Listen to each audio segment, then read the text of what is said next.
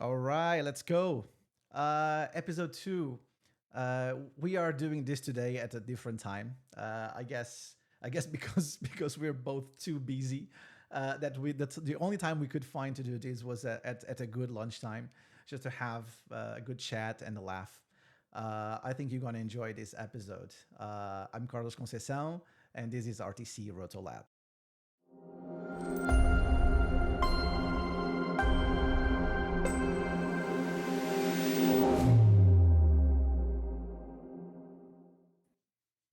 Welcome, everyone. As I mentioned, episode two. During episode one, we had the point of view of Roto Prep supervisor. What do we deal on the day by day? What happens with outsource and all of these hot topics about what we can do with different versions of Roto, how to improve this, how to contribute to growing growing this art. Today we have pretty much the what we call the client side. In this case, our clients are comp, right? That's the sole reason why we're doing Roto, is to feed beautiful mats into the compositing department to help finishing the shots. And to help me with this, who better than my good friend, Ben McEwan. Hello, hello. Hello, everybody. How's it going? Good, man. Busy, Thanks no? for inviting me on your show to have a little chat. Busy. We were trying to find a good time to do this, and it's like, well, why not? Why not lunchtime, right? Exactly. Especially one of the Friday traditions for me before COVID was going to the pub, sometimes for a beer, sometimes just for a good meal and a chat. But now I guess we just have the chat online. Awesome. Do you want to tell us who you are and what you do? I believe that you're well known from the compositing community, but we might have people here in this audience that have no idea. So tell me a bit about you. Yeah, of course.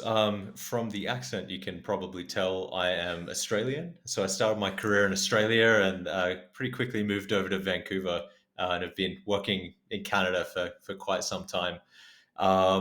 And outside of that, like I just love to teach. I like teaching people new things and especially about comp because it's something I'm super passionate about. So across the years, I've taught at a few local film schools in Vancouver.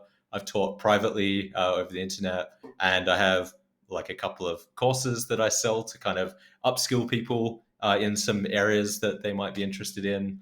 Um, yeah, I mean, the list goes on. I'm kind of following whatever interests me at the time. Man, I knew you before coming to Image Engine. It's like it's a reference, like all your newsletter is the reference in comp when you want to search for anything that is new. Uh, you haven't done it for a while, right? You're too kind, but yeah, I haven't done it for a while. Honestly, it turned into like almost a full-time job, just trying to Yeah, gather some really high quality stuff. it's And we crazy. know it, we all know it's out there. And the feedback I got from people, even some at Image Engine, were like, "This is like great. Like, So I have nice. no time to go and find this stuff for myself." Yeah, So I was glad I could help for a time, but life changes and sometimes time drives up. So yeah, I it's know, been a I little know. while, but I'm still there looking at that stuff, even though I'm not sharing it as much these days. Yeah, we're busy. And in terms of company work, it's like you were heading the comp department, right? Exactly. Yeah. So I support the entire comp team. Every show we have at Image Engine, every artist we have at Image Engine, and yeah, my goal is really just to try and have our comp team working as efficiently as they can be, creating the best work they can do. Awesome. We had amazing discussions internally, and I really think that some of those discussions are so interesting that it would be fun to bring that here publicly to also help the community go and have a bit more information. That's the whole point of doing this, is expose a little bit, talk about the differences. And our hot topic, this is why I created this segment of today, is Roto. Something that it's might be quite dear to you. It is quite dear to me. Not so dear to a lot of people. I don't know why. We have this thing that everyone hates Roto. And in the end of the day, I've crossed paths with a lot of people that actually enjoy to do it and don't mind to do that, and understand how can that also contribute for their future. I think we can start by just giving an idea to people what is Roto, and how can that be used in comp. I think everyone knows a little bit about the layering. That is kind of the soul of compositing. That's how compositing started, even back in the day with the optical mats that they had to do. But they don't know all the other options that people can do in comp with a good Roto. Do you want to give us a bit of an insight on that? Yeah, of course. I mean, there's so many, but I'm aware we only have an hour and a bit. Honestly, like layering is always the number one thing. It's the most obvious thing because it's what we use Roto for the most, right? But two other areas that I would say we use Roto for quite often is selective grading of plates, and mostly just being able to give us some precision on edge treatments. And to expand a little bit on that, um, selective grading of plates happens for a various amount of reasons. I would say for me personally, what I've used it for the most would be for like faking shadows. Let's say you have a sweaty actor on set with lights shining on them, and then you have a big CG monster towering over them.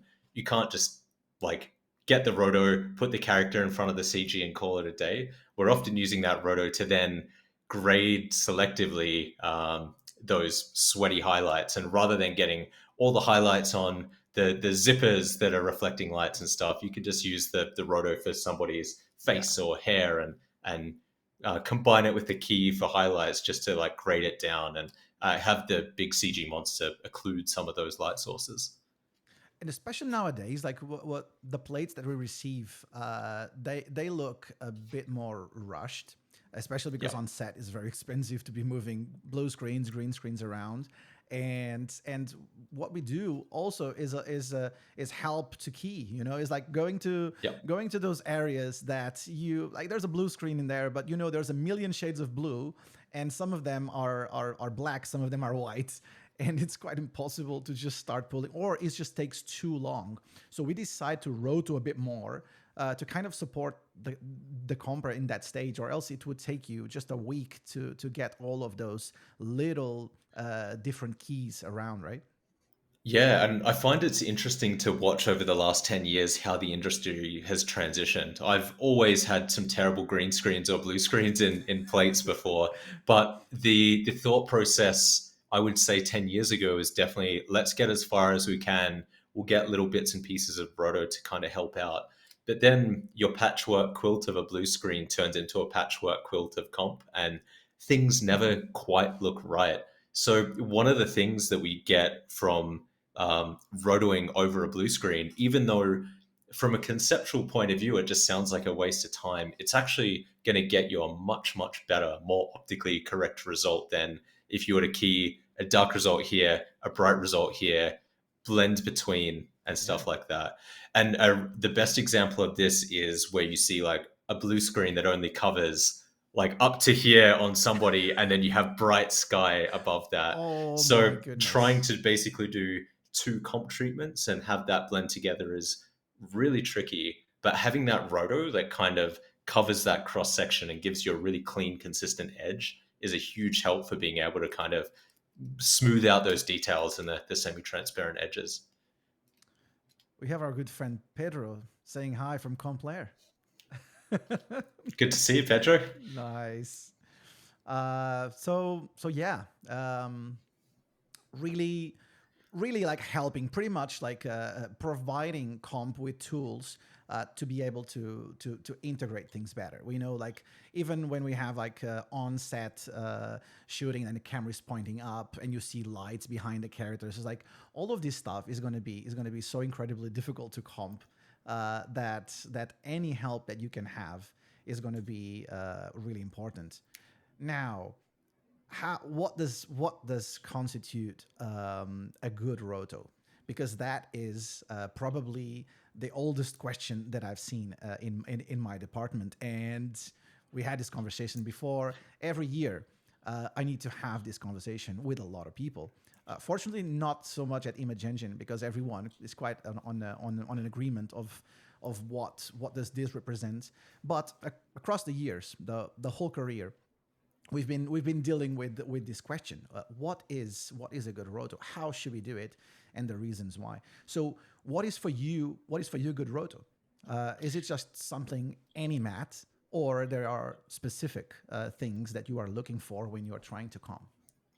Yeah, there's of course specifics, and depending on who you're asking, you're going to get a very different answer. But my philosophy is you always have to think about what's optically correct.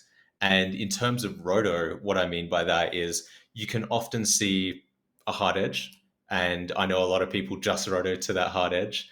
You can often see like some motion blur or some defocus, and like the edge of that part as well. And some people roto to that. Some people choose to put their spline in the middle of those two and kind of let silhouette or nuke or their tool of choice like interpolate between it.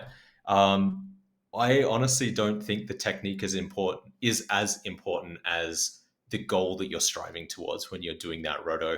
And I think what is optically correct in sense of like the roto term is exactly like if you were to shoot a black and white matte, what's it going to look like Yeah, shot through the same lens with the same camera? exactly. And you're going to look at the characteristics that I mentioned of like motion blur or defocus, how we simulate those. There are a bunch of different tools. And yeah, again, it's really about the final end result.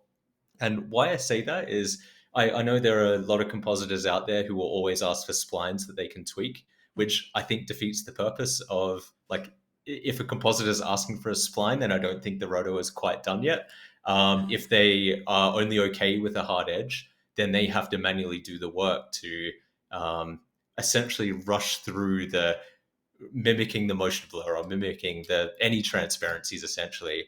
And you really need somebody dedicated to spending the time to create an accurate matte with all the right features, like it would be shot through a lens to be right. And that the interesting thing about that is, or why I feel a lot of compositors might ask for only a hard edge matte, is because they don't want to deal with edge work. It's one of the things that most Exactly. compositors hate, right?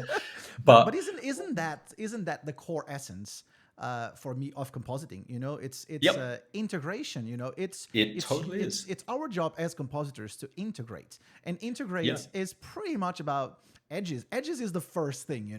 Everything else yeah, comes after that as a plus. But integrating is like it's like integrating a CG. It's like if is it there or not? Is those edges connecting or not? Or I do believe that thing is not there and I was not born in there. So it, it, yeah. I it, it mean, starts exactly there, right? Integrating, and how can you integrate that thing to be believable?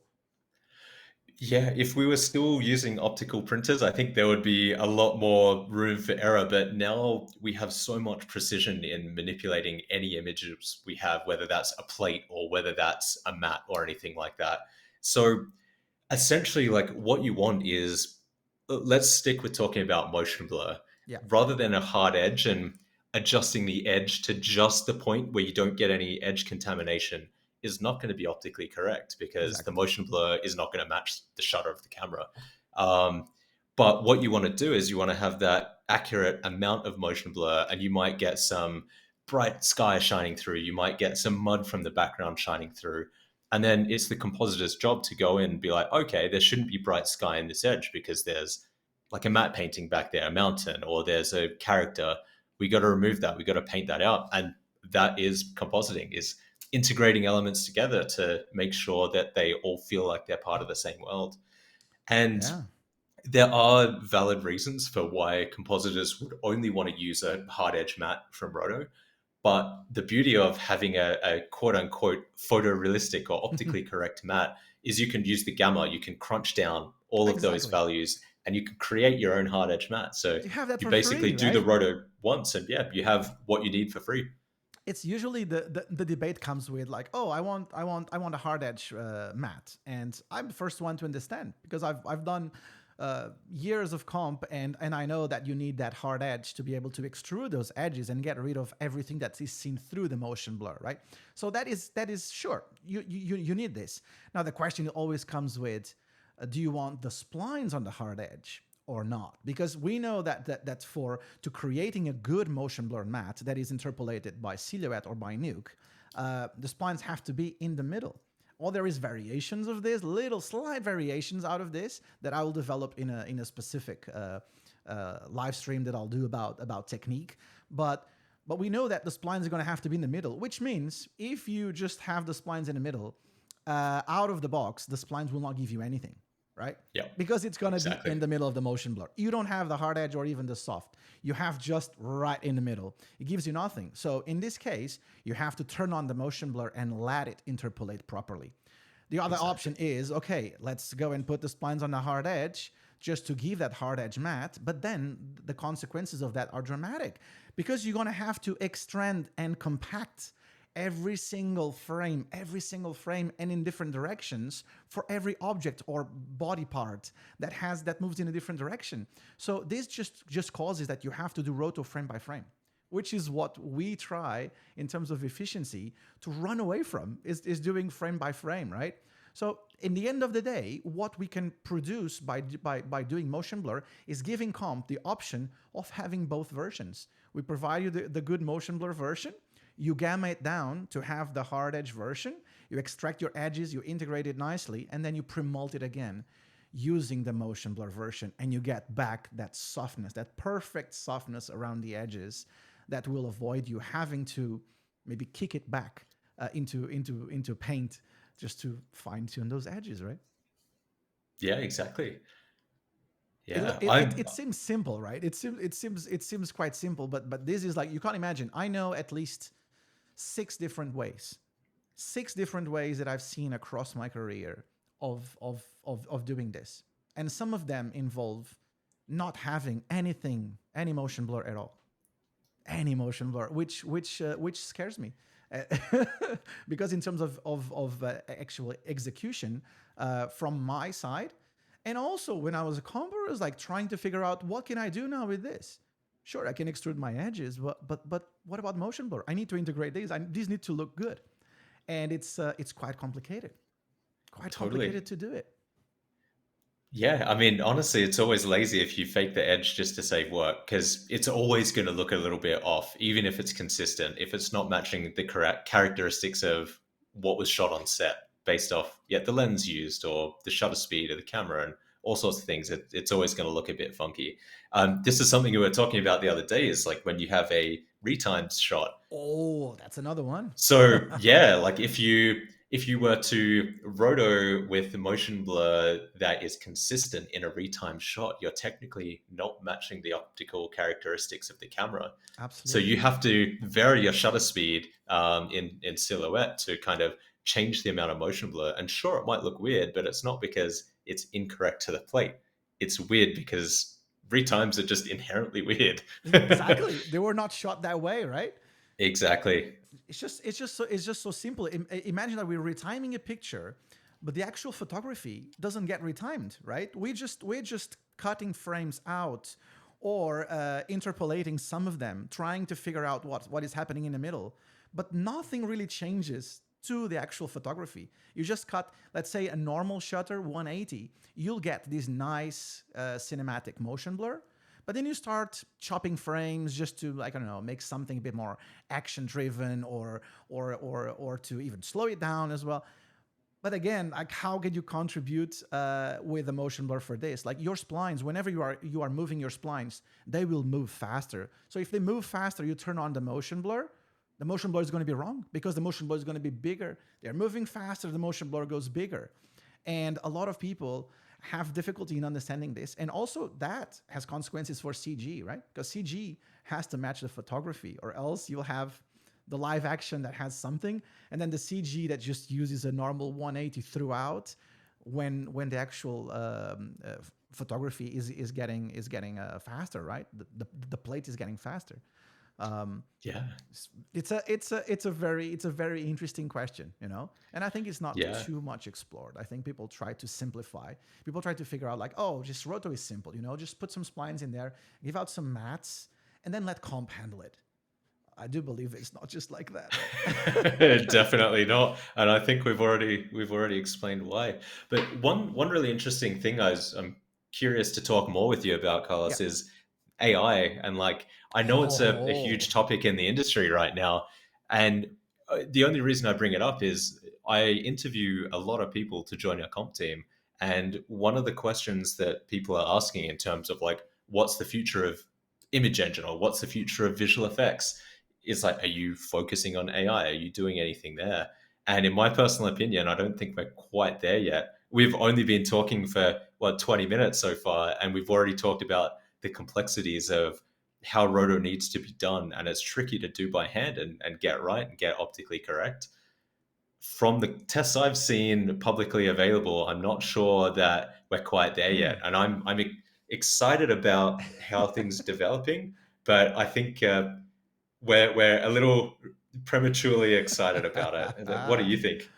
um, I think it's too soon, and 5 years ago when I first saw this, um, my first reaction is, oh, like we just started, like the first thing that I've seen was like Rotobot, and I've tested it, and I was like, oh, it's too soon. Like give it 5 years. And 5 years later, we are here, and I haven't seen any public release of anything that is available that can get remotely close to what we believe it's a mat that is QC'd and goes into comp and can contribute to a final QC. The only thing we see that can help is just for some garbage mats to present clients with the work in an early version. And that is a different story, because that certainly contributes a lot. But what people say, and that is what for me worries me, and people say like, you're just getting old, Carlos. Don't worry about your jobs. People just say Roto is gonna be dead, you know. And I do believe, because knowing how to do it and the way we have to QC, the complexity that is behind actually doing Roto, I do believe we started in the wrong way. It shouldn't be Roto that is going to be that, because Roto is probably one of the things that cannot be reused. Like Roto, every single shot you have to do it by hand.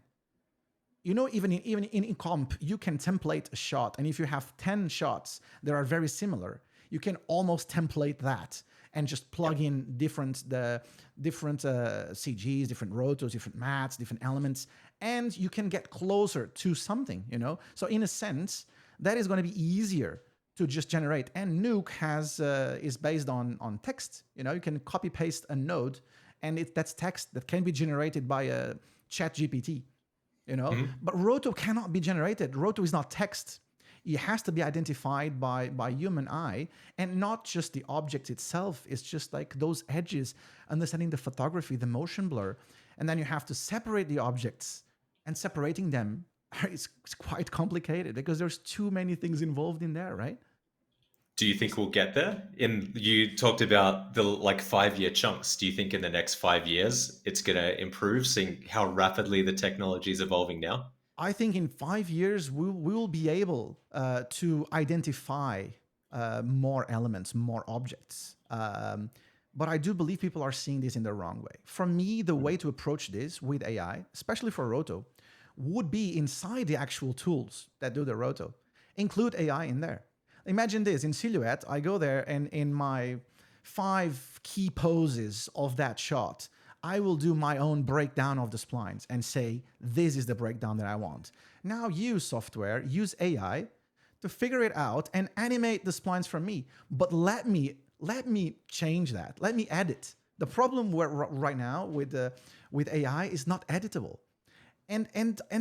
What can we do with that? Paint the mats. It's not possible, right? So we need to find a way of using the technology to help us get to something that we can actually use in production, or else it's just a hobby. Yeah, It's I just a mean, hobby. I find it funny I just don't.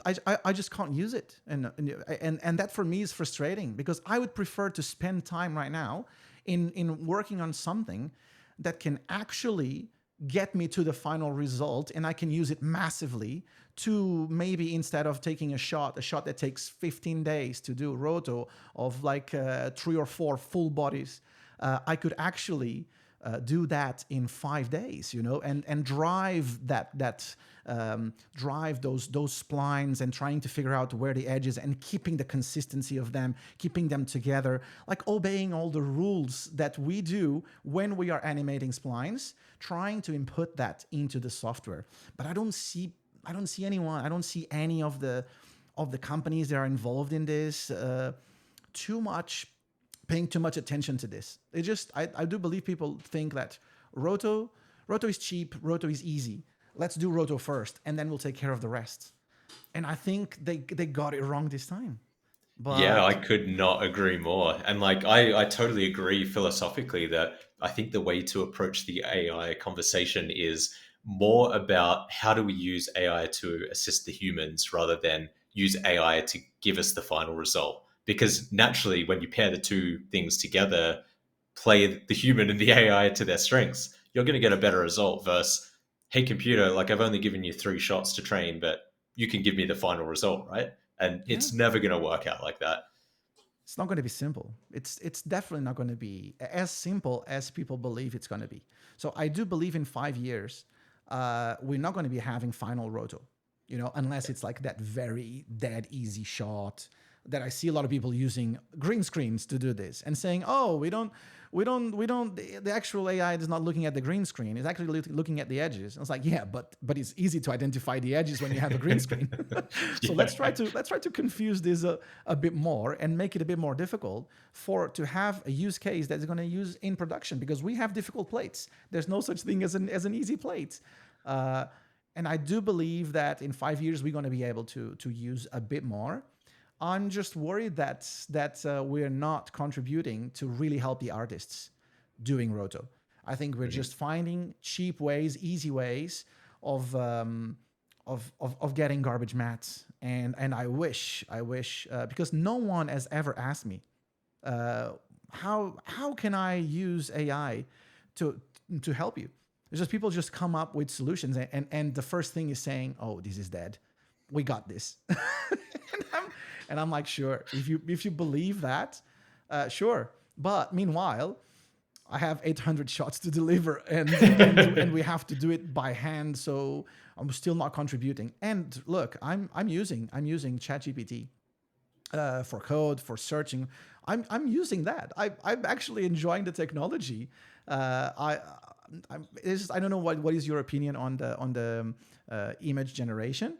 I think we are crossing a very thin line in there because of the copyrights, right? It's the same thing Mhm. like when hip hop started to get those beats, like little snippets from other records, from old records, and had to start copywriting, right? You can't just Mhm. start using people's work and say, "Oh, I've done this."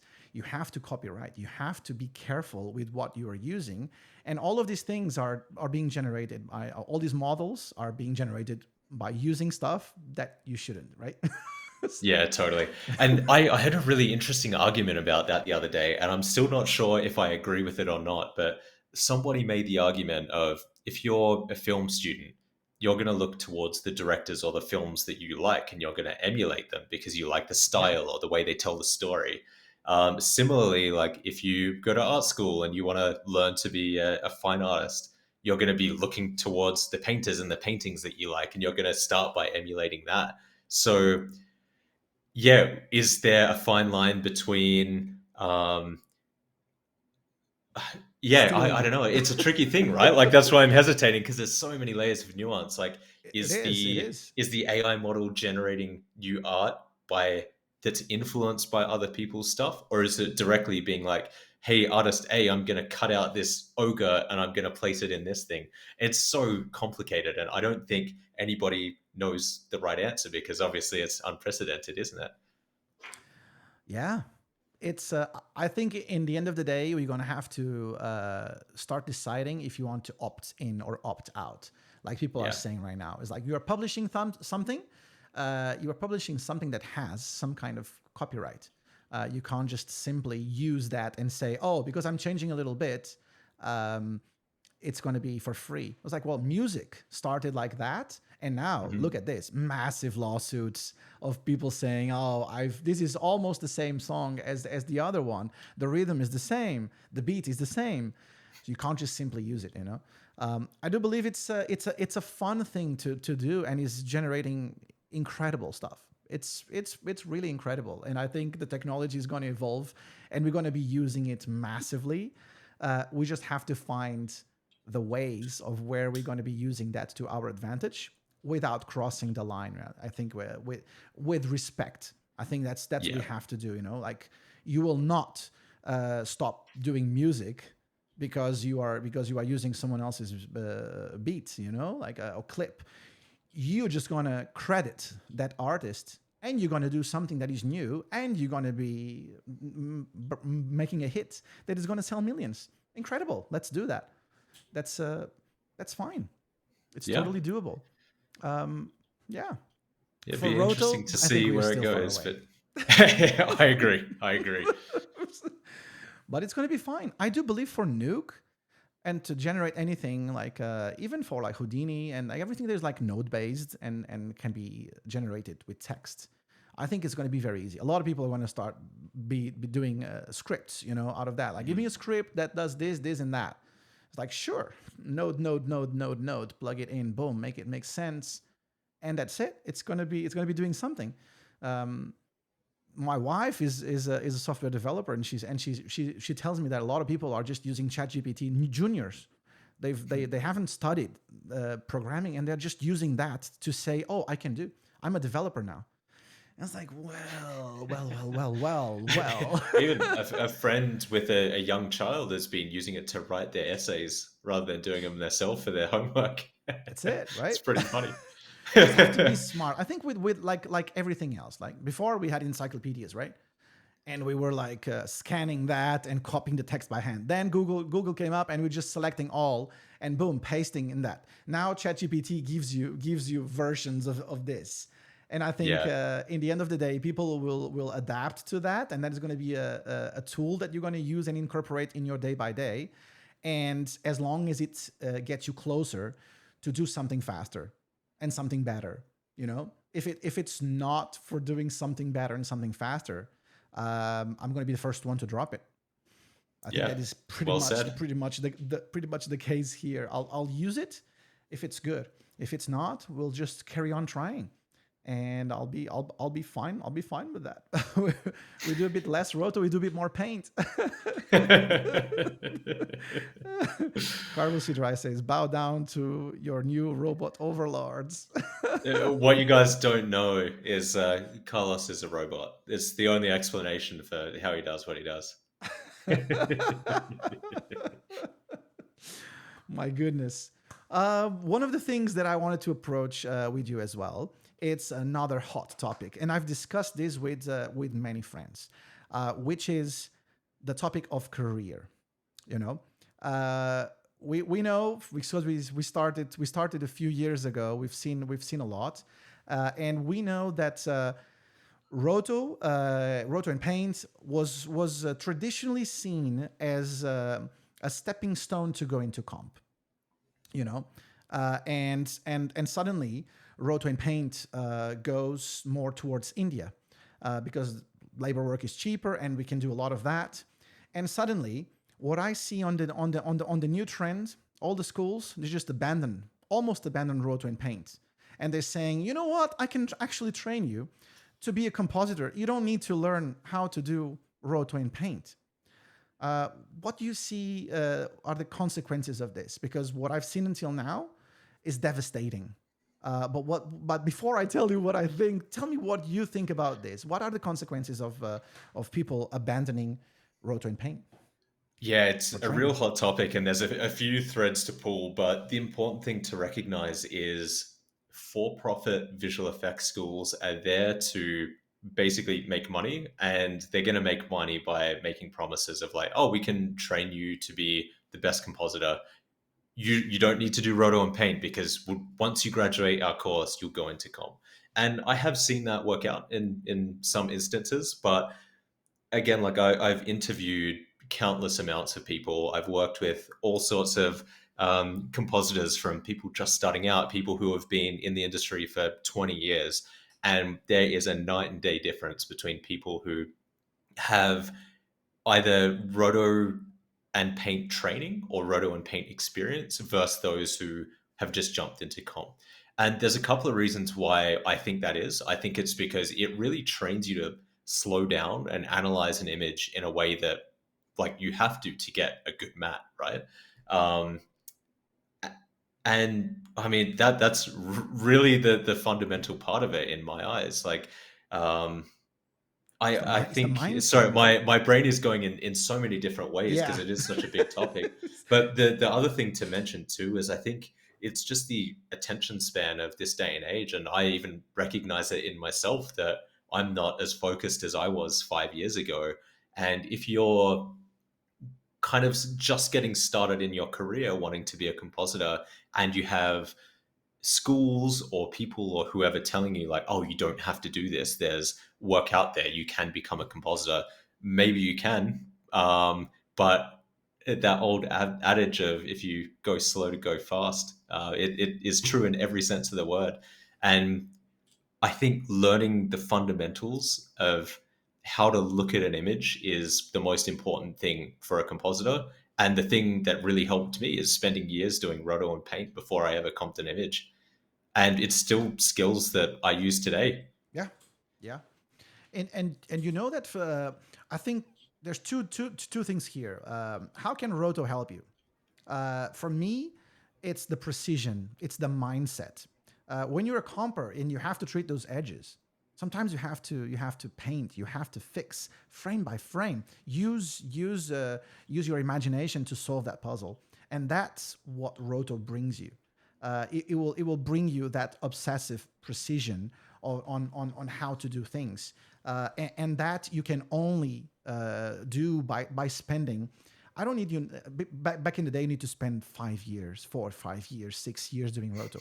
I don't think that is beneficial at all. But spending a good year doing Roto, and or both, oscillating between Roto and paint. That is just brings you so much.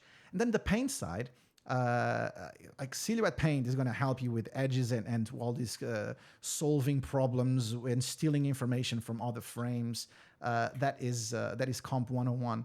And then Nuke side of things, the prep side of things, that is where I teach everyone the 101. That's where the best practices come along. How to build those scripts efficiently, how to simplify things. What I do believe a lot of people nowadays do is complicate. Massive scripts, complicated scripts to do basic stuff.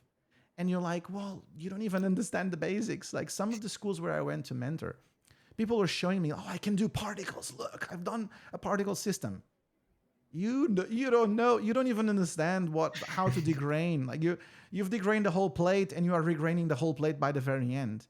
I was like, I'm not interested in a particle system. I don't care about that. I do care. Is like my first question to you when I'm reviewing your script. Is like, why did you denoise the whole plate? And first of all, you didn't regrain the plate by the very end. And if you would regrain, what you do? Oh, I would regrain the whole thing by the very end. It's like, well, you just destroyed the whole plate. You cannot do that. The client will never accept. You'll have to just apply grain on the stuff that you are changing. You're going to have to match the grain. It's like, oh, I haven't learned that. you know, Simple. You are running before knowing how to walk. You don't understand the different merges, the different operations, the basics, the fundamentals. And you're going straight away into like complex skiing and this and that. I was like, what complex skiing? You don't know how to generate a mat. And you are trying to do complex skiing. Complex skiing is just operations between mats, It's Yeah, all about yeah. that. And in the end And of the day, yeah, tell me.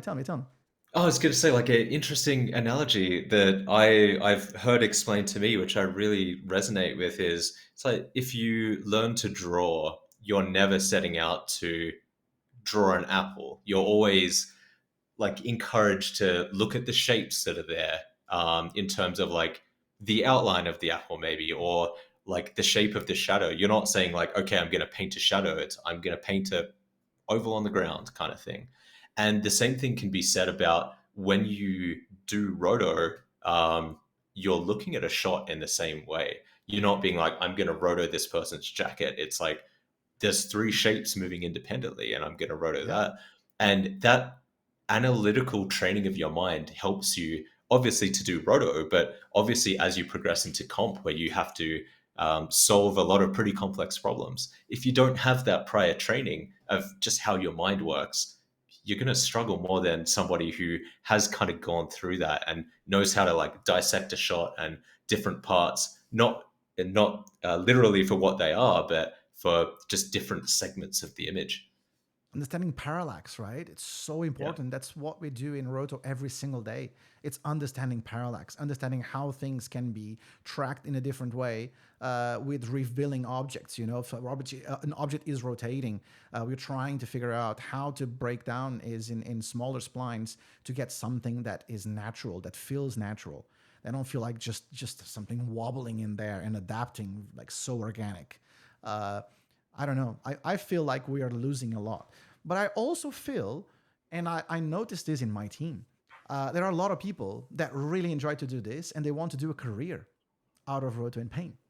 And that for me is fascinating because I see the passion in there, you know, and you know like how subjective comp is, you know, different eyes, your lead is gonna look at your shot and it's like, oh, I like it. He goes to the comp soup and it's like, I don't really like it. Goes to the VFX soup, oh, I really like it. Goes to the client and saying, guys, there's nothing to do with this.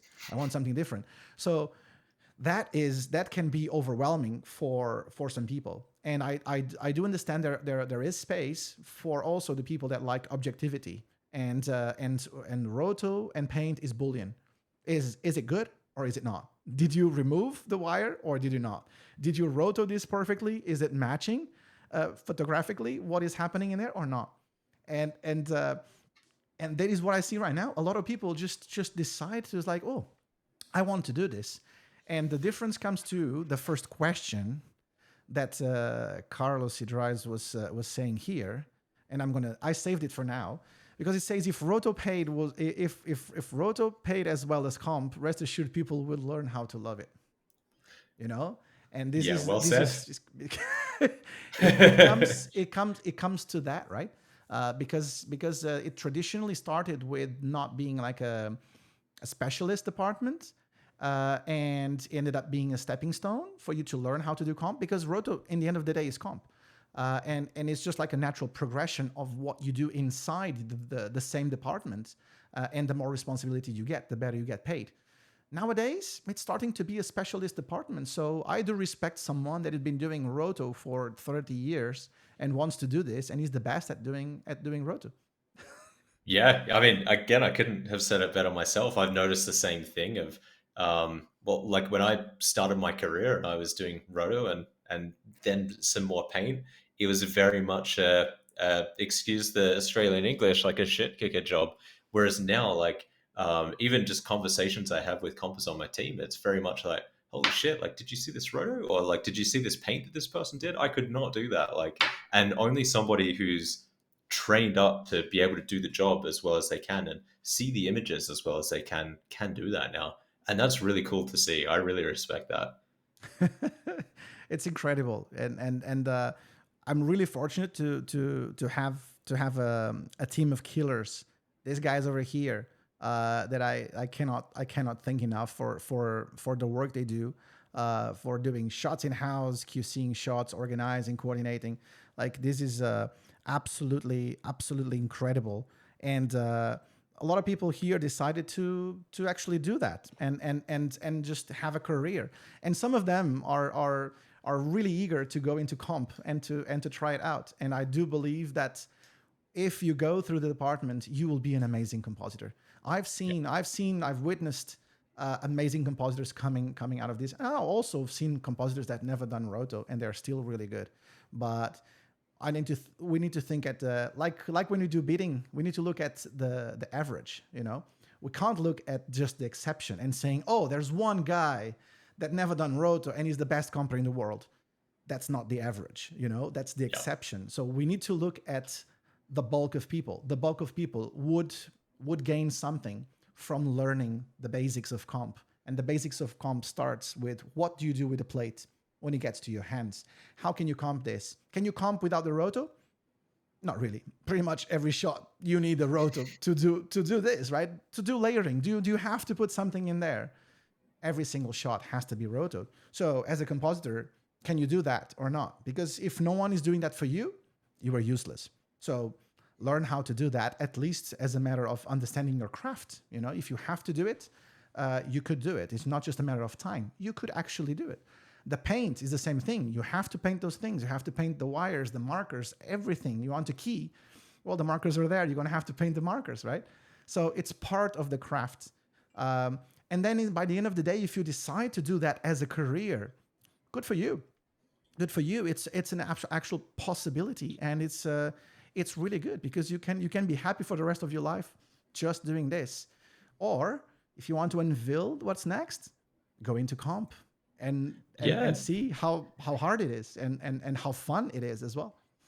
I would even add to that like, just because people seem to have this like very black and white idea of like, I'm going to use a more traditional example of somebody who's done roto as a springboard into comp, and they think, once I get into comp, I'm never going to have to do that again. And I can tell you that's absolutely not true.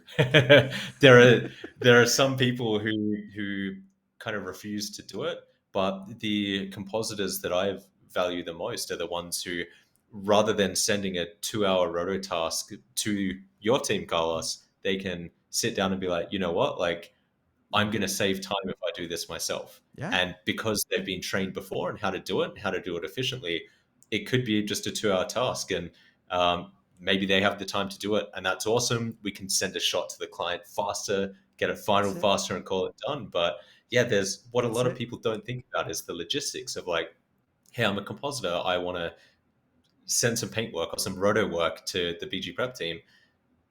You probably will get the work done faster because if you're trained in doing really good roto really fast, you will do it better.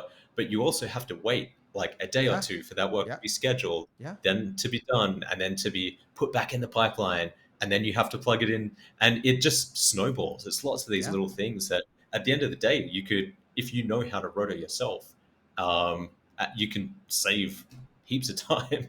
Tons of time. Yeah. Yeah, incredible. I've been in a situation like that where there was not even time to do the roto. The roto was not called, and people were like panicking, and I was calming the shot. I was like, "Well, there's no worries. Like, I'll do the roto." I was like, "What? What do you mean? You'll do the roto?" I was like, "Well, you're a compositor, right? You're supposed to be able to do this." It's like it's going to take me a bit longer because I haven't done it for a while. It's definitely going to take me a bit longer, but I can do it. That's the thing, I'll be able to finish the shot. Don't worry about that. Like, there's no need to send this out because the shot needs a piece of precision roto, and that is simple, right? It comes from how did you train, how did you grow up, and the advantage of coming through this and accepting that you can make a career, or it can be a learning process for you to go, and the best learning process for you to go into your final goal. One of our audience, Scott Anderson, this is a good friend of mine that I've trained back in DNAG from Runner. And he says, I think junior DMP artists could benefit from a year of paint prep. I once heard someone in DMP say, if in doubt, chuck a pre-mold on it. So he started as a roto paint artist, and he progressed into DMP. This is a trend that we are seeing right now. Roto paint artists can produce amazing DMP artists, right? And they also benefit from coming from this. Yeah, I mean, I have nothing to add, but I was going to tell the same story of like, it is a trend that I'm starting to see more and more, and it is kind of cool to see how much cross compatibility some departments have. And like Roto Paint and DMP is definitely one of those. Really nice. It's really nice to see, and I think it's really exciting. People keep asking me, why do you do this? It's like, well, I still get excited by seeing people progress through this, and this is where I believe I can influence more people to be really, really good paint artists or compositors. It's in this department. It is why I love to do it so much, and I cherish the training that we do. And I think you share that with me. You like to train people. You like to see people. There's a weird feeling of seeing people succeed, right? 100%. Yeah, I mean, it always goes back to that thing of like a good team is always better than the sum of its parts. And that's like Yeah. one of the things that gets me going in terms of, yeah, you can, I could talk about it for hours that we don't have. Yeah, I agree. I agree.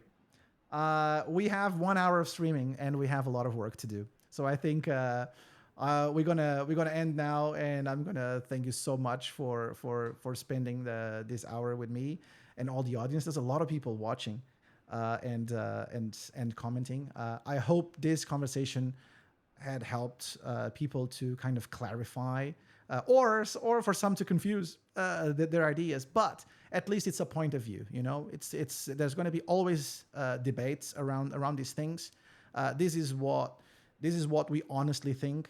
We're not reinventing the wheel. The wheel was done long time ago, right? So there's nothing new here. It's just like it's nice and easy to put things and to discuss things in a nice, friendly environment. So thank you so much, Ben, for taking your time to discuss this. Of course. And thanks for inviting me for the chat. Awesome. Thank you so much, buddy. See you later. Cheers. Bye bye.